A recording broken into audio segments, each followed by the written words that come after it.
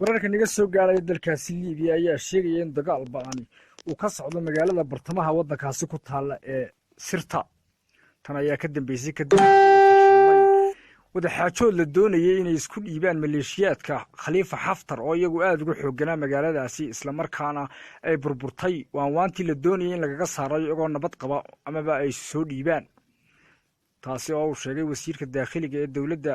ra'iisul wasaare Faiz Siraaj ee caalamku aqoonsay dalkaasi Libya dagaalkan baan ayaa imika la soo adeegsanaya hubka noocyadiisa kala duwan taasi oo diyaaradaha dagaalka ee Turkigu oo taageeraya dawladda la aqoonsay Libya ay bamgareynayaan meelaha ay ugu badan yihiin iyo dhismayaasha ay ku jiraan maleeshiyaadka Khalifa Haftar magaaladan ayaa magaalo iyadu bartamaha waddankaasi ku taala